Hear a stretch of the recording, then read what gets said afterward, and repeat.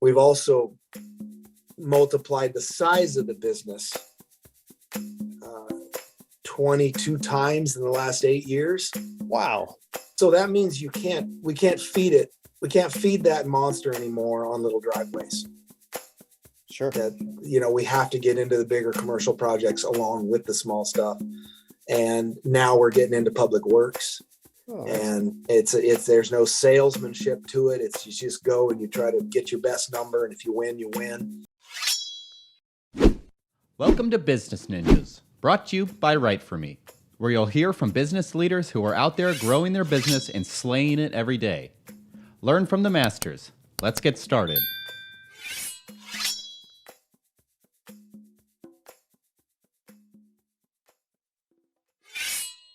Hi, and welcome to another episode of Business Ninjas. I'm here today with Keith Callaway, founder of K&L Industries. How you doing today, Keith?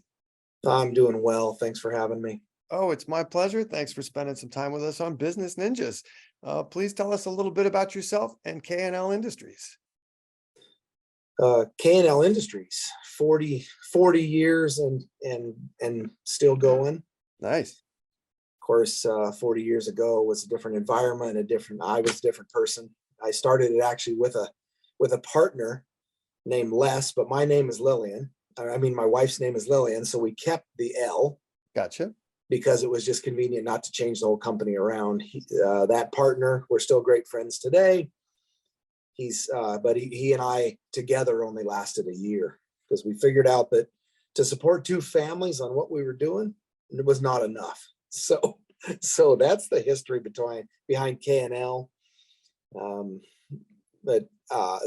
40 years ago, got in business, and it's been quite a journey. Maybe we'll get into some of that as we talk, right? Well, please tell everybody what K&L Industries does for 40 years now. Yeah.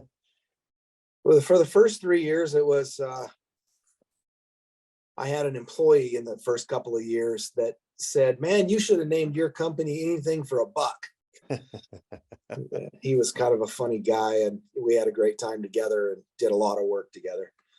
And for the first 3.5, 4 years, it was anything for a buck mostly in the construction game.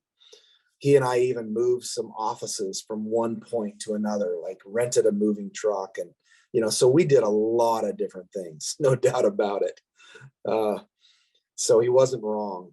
And then in late 87, I teamed up with some of my 1987, by the way, ancient history for some listening. I was going to say, that's 1887. You look pretty good, my friend.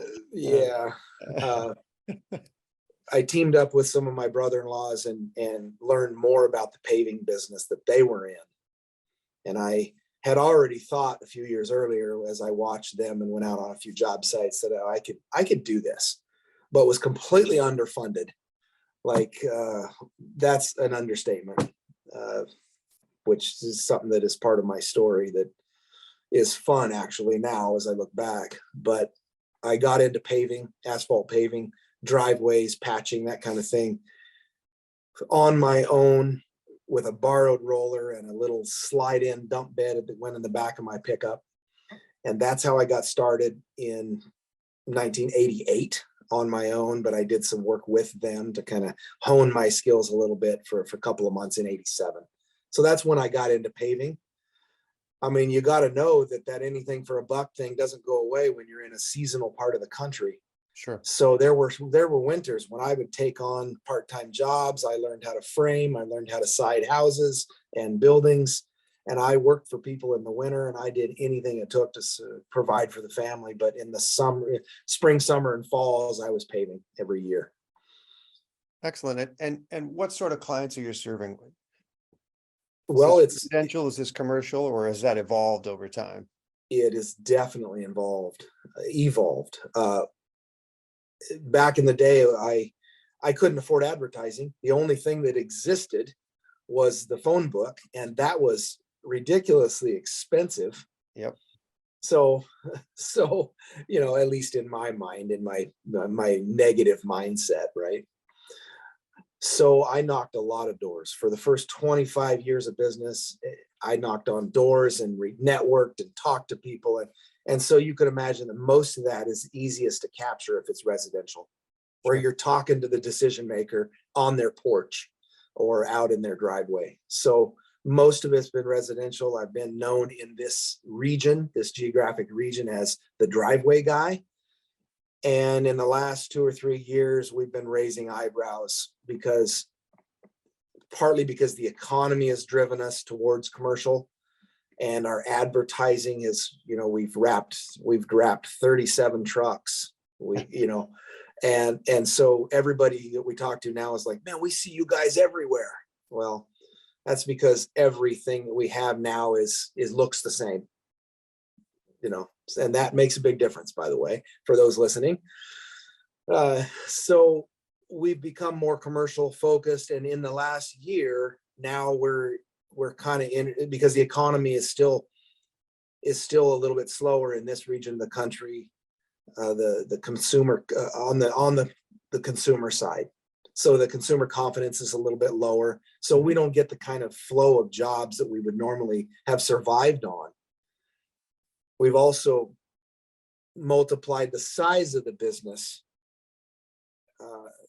22 times in the last 8 years. Wow. So that means we can't feed it. We can't feed that monster anymore on little driveways. Sure. That, we have to get into the bigger commercial projects along with the small stuff. And now we're getting into public works. Oh, and there's no salesmanship to it. It's you just go and you try to get your best number, and if you win, you win. And we're finding out that that's a different world also. And we just finished a project where, you know what, we read something wrong in the paperwork. We're not going to be in the red, but we didn't come out near as good as we thought we would. But this is when you get into a new zone, you got a little learning process going, right? Nothing more educational than screwing up, huh? Well, that's what I call like business 101 or 201. And we just paid for another class. Yeah, absolutely. But hey, you get into public works, now you're bidding for contracts against other providers, I assume. Yes. Yeah. And they're typically the same folks, depending on the region we're bidding in. We've discovered that our zone, because of us being very nimble, because of being the driveway guys, we really like the jobs that are an hour or two out of the metro area, because they bring a few more dollars, and we can mobilize really fast. So that's what we're kind of specializing in. And that unless hour it drive is- really fits. Yeah. that hour drive is free advertising of your Yeah. wrapped truck going down the highway. People going, oh. Yeah. Well, it's not one wrap truck. When we show up to a paving job, we've got between 5 and 8, depending on the project, Wow. just to the paving side. And then of course there's prep. They have 3 or 4 vehicles, and the sales, each salesperson, and company manager has their truck. So yeah. That's a sales armada. That's quite a visual on the road. That's good stuff. Yeah. What are the common problems you're solving for your clients, other than the obvious, repairs and potholes and things like that? Well, obviously price is whatever, everybody initially cares about, but what people want even more than price, perhaps except in the sector of public works, and even there, believe it or not, they want value. Of course. They want someone with a head on their shoulders. They want somebody that understands their issues, whatever they are. And that's when we promote the internal company motto that we have at K&L, which is quick and painless pavement solutions. We talk about it often with each other. That's how we make decisions. Do we buy this equipment or that equipment, or do we buy nothing? Will it make us quicker? If the answer is yes, that's one thing. But if it will make us more painless to ourselves and others, then we're in. Then the answer is yes. And then we go to the finance person and we say, can we do it? And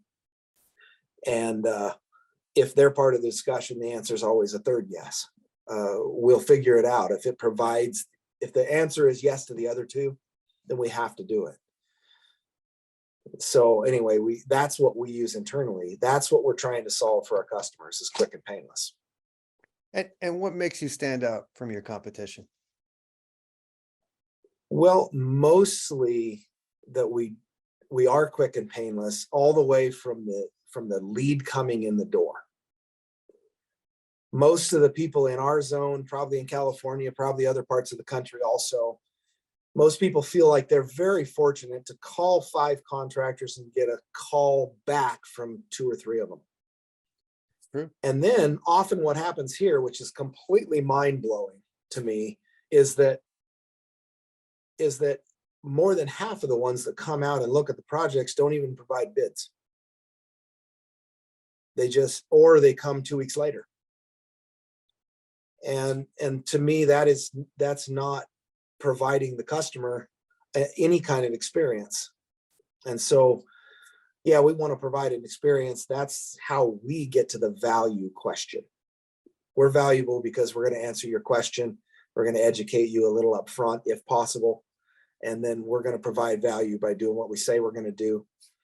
We have a document called the 5-star process. And I don't know if I have a copy of it here, but we basically, in a document, take our customer through the journey of what we're going to provide for them, with the idea that when we get to the last thing, they provide us a 5-star review. So here's what we're going to give you all the way through the process. And there's certain earmarks, like 24-hour response on an incoming lead, 48-hour response on proposal, a certain promise on how we're going to communicate the production, the scheduling team is going to communicate with the customer. And then when we produce the job, we get in and get out without distraction. And then if we do all of that, and invoice within 24 hours of producing the project, and if we produce all those 5 things, will you give us a 5-star review? We plant that seed early in people. Hey, you're running a service industry like a 21st century business. You're engaging and educating people, and you're managing expectations out of the gate. I know my personal experience with contractors has been more of what you described to the other people. You leave a message and you wait and hope you get a call back.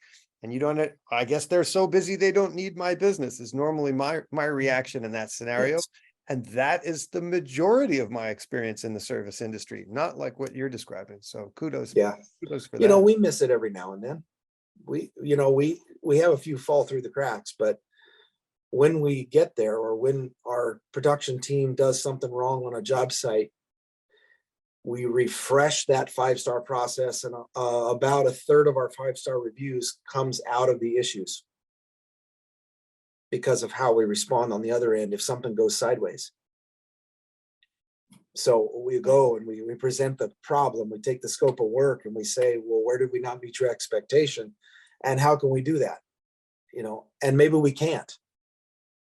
But if we can, and we do it the way we've described, will you give us a 5-star review? And almost always the answer is yes. Excellent.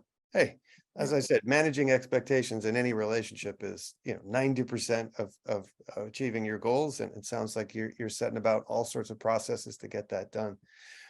Tell me about the challenges of growing your business through the COVID years.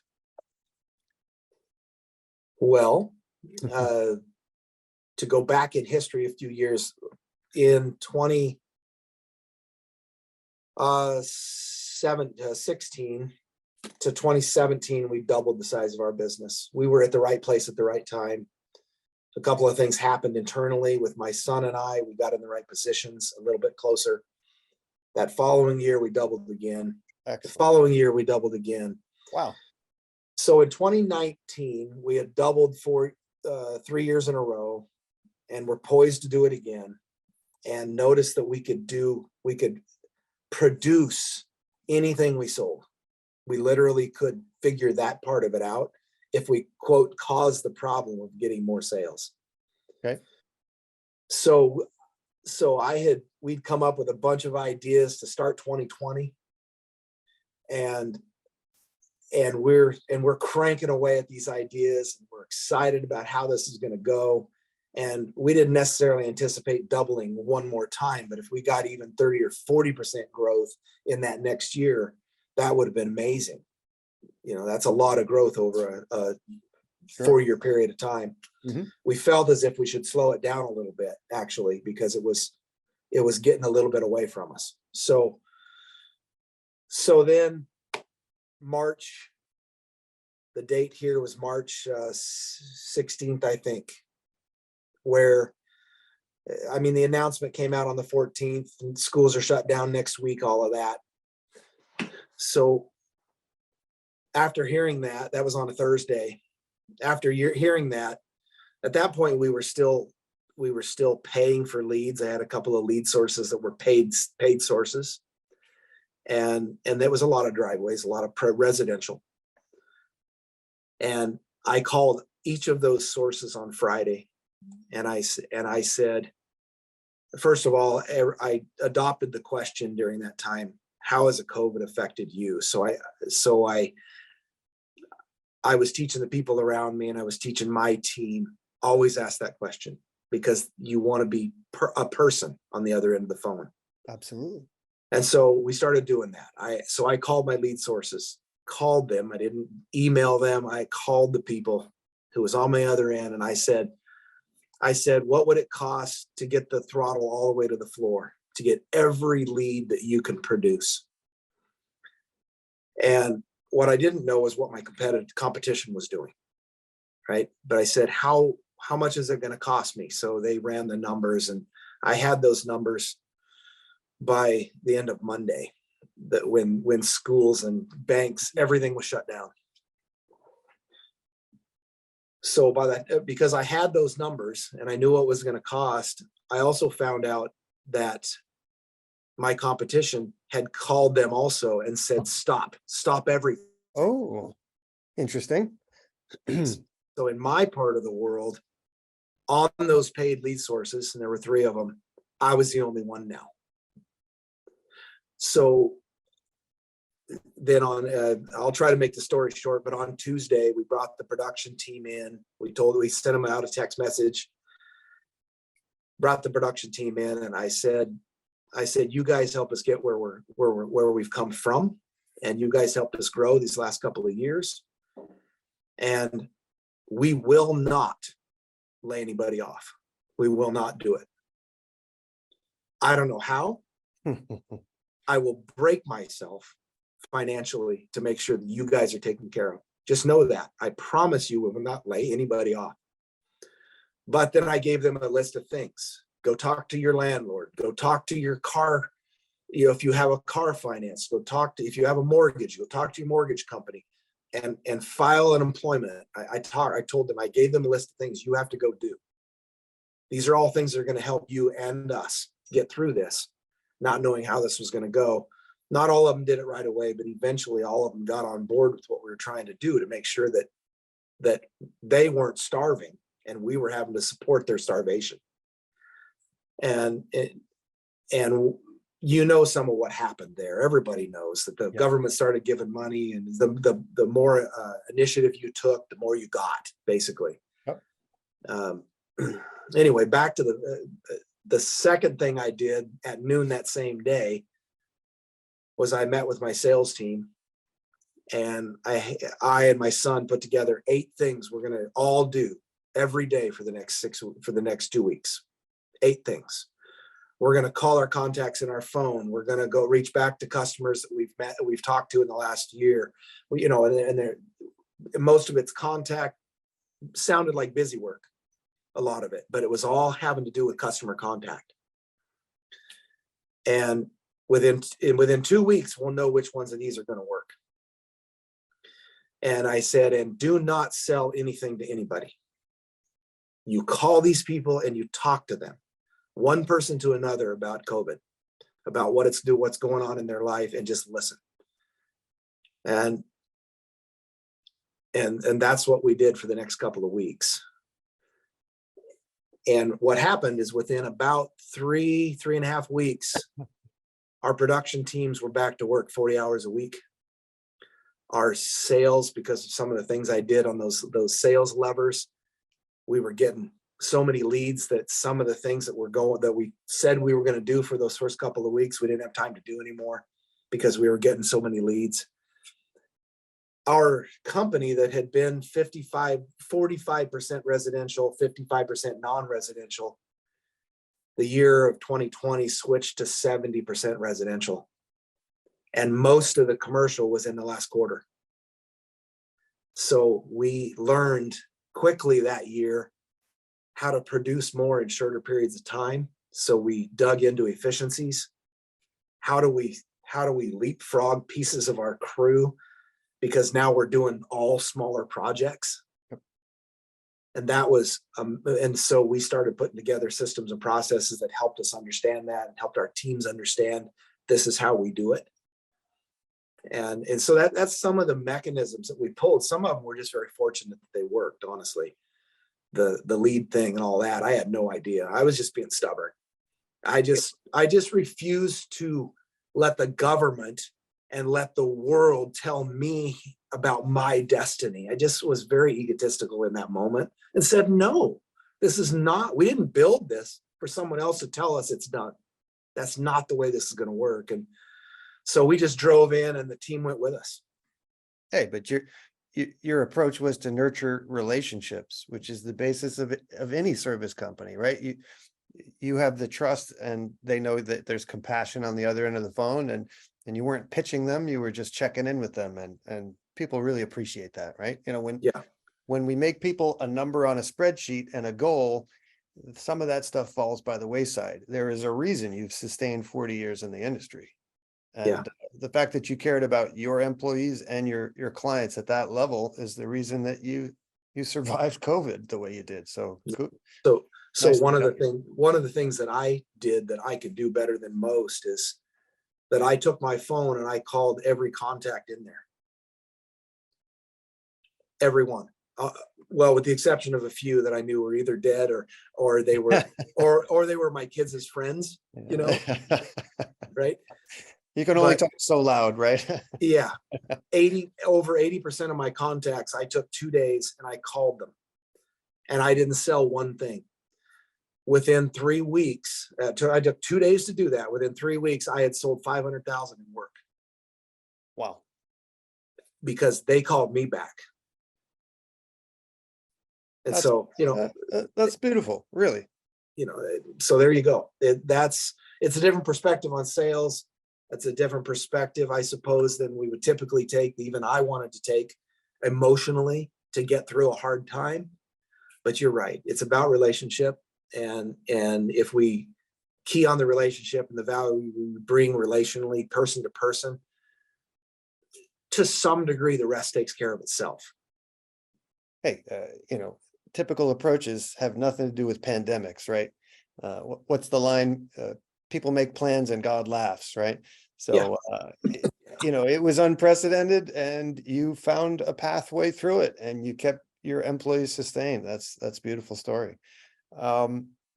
Switch gears a little bit. What role has content played in the growth of K&L Industries? How are you telling your story? How are you finding your customers aside from, such a grassroots and relationship-based approach? Well, the year before COVID, we decided that we would go all in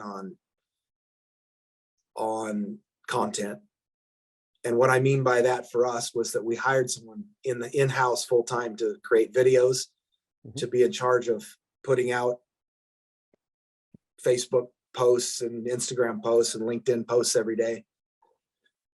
And that was over 4 years ago. That person now has moved to kind of do their own thing, and they still do part of it. Now we're revising that to actually have someone in-house again that's going to expand that whole content thing to personal branding and all those things that also matter to our customers. What is Keith Callaway all about?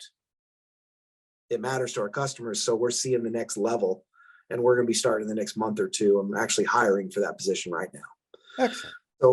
So in regards to content, what it did for us is it actually didn't create a ton of customers for us, but what it mostly did is it created a lot of relationships for us in the industry all over the country. We have resources today that we didn't even think were existed. I was on a call last night with 50 people all over the country. I was an invited guest and was able to say some things and give them some encouragement. But that's just one of about 6 different groups that now that either me or my son are part of, that are nationwide and worldwide, that can help encourage others. And the list of resources is amazing. I had a money question this morning because I'm looking at a piece of property, and I called a friend of mine in Pittsburgh and I said, I have a question for you. I may be in a position about 2 or 3 months from now to not, I want to start this deal on this property, but I don't know if I'll have everything it takes to carry me to the end of this deal, but I might need about a 30-day bridge.